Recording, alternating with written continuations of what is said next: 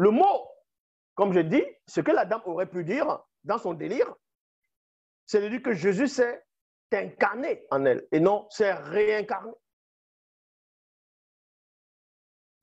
Comment tu dis que Jésus s'est réincarné à toi alors que ce personnage lui-même n'existe pas? Vous êtes dans un délit total. La cinquième porte. Oui. La sixième porte, la cinquième porte, mène mystiquement dans la réalité de la conscience du plan causal qui produit un effet raisonnement rationnel. Cette conscience est l'initiation au culte pour la souillure et la contamination de la conscience de la rationalité du moi divin, c'est-à-dire du moi intérieur, l'esprit. C'est-à-dire que dès qu'on touche ton esprit, quand vous lisez dans Genèse chapitre 4, dans Genèse chapitre 4, quand Caïn s'est mis dans cet état, quand on vous dit qu'il y avait Jéhovah Elohim, l'Éternel, a commencé à parler à Caïn en disant, si tu te redresses, si tu relèves la tête, en gros, tu vas bien agir. Voici le péché se couche à ta porte. Dans d'autres versions, tes portes. Il cherche à te dominer. Ça veut dire quoi? Ce passage explique clairement que ce qu'on va appeler Satan, le mauvais esprit. Et déjà, Satan n'est pas celui que vous dessinez là. Parce que je vois, il y a des gens qui dessinent Satan avec les sabots, les cornes, la queue. Satan n'a rien à voir avec ça. Vous ne savez même pas c'est quoi Satan. Satan, ça veut dire adversaire. Et le diable, ça veut dire accusateur. Mais dans la langue originelle, Satan, c'est Moudima Bobé. Il n'a rien à voir avec l'image que vous donnez là. Mais bon. Et c'est lui qui vous égare tous avec ses complices. Vous pensez que vous êtes dans le vrai, que vous allez sauver le monde. Vous allez sauver le monde avec des artifices. Vous venez avec les faux cheveux, les faux ongles, les faux cils. Vous dites que non, c'est les œuvres qui comptent. L'apparence, ça compte. Quand vous lisez dans vos torchons, on vous parle de l'apparence, qui consiste dans la pudeur, l'apparence. C'est que vous appelez Marie, on va dire comme ça, la Marie, mère de Christ, Marie, mère de Jésus. Les catholiques disent Marie, mère de Dieu.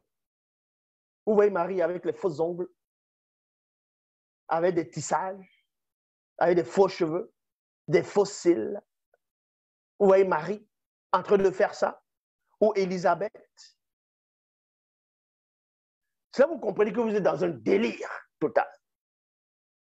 Donc vous dites ici, la sixième porte mène mystiquement dans la réalité de la conscience du plan bouddhique.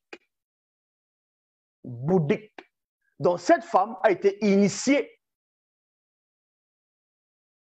d'abord, avant de se révéler dans le christianisme pleinement, elle a été initiée par la sixième porte de son moi. Donc si vous voulez l'affronter, si vous voulez avoir le dessus sur elle, il faut connaître le démon du chakra de la couronne. Vous pensez que c'est votre Jésus, vous allez faire vos nuits de délivrance, prier pour elle, ça ne va rien changer. Vu que votre fameux Jésus est complice avec le démon du chakra de la couronne. Est-ce que vous savez ça? La sixième porte mène mystiquement dans la conscience, dans la réalité de la conscience du plan bouddhique et veille au culte. Cette conscience est l'initiation au culte pour la souillure et la contamination de l'âme par des méditations et réflexions visuelles de l'âme ensorcelée. Elle est entrée dans des méditations, elle a ouvert une porte. Elle a ressenti des émotions, des sensations. Elle a observé, elle a accepté ça petit à petit. Elle a accepté ça. Elle a commencé à voir les propres troubles de son esprit. Il s'auto-persuadait que le fameux Jésus habite en elle et qu'il doit sauver l'humanité.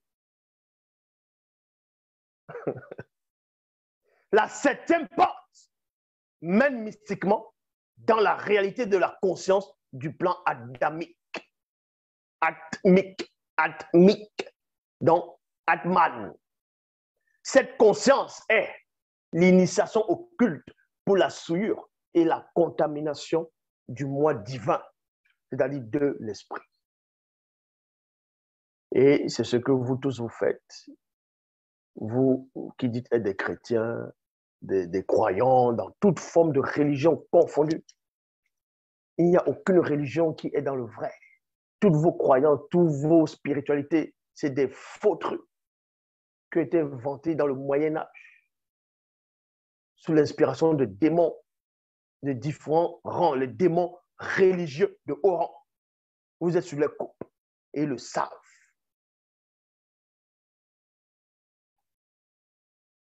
Le seul enseignant est en face de vous. Je dis bien, tout le reste, c'est que de la distraction. L'homme s'est encore glorifié.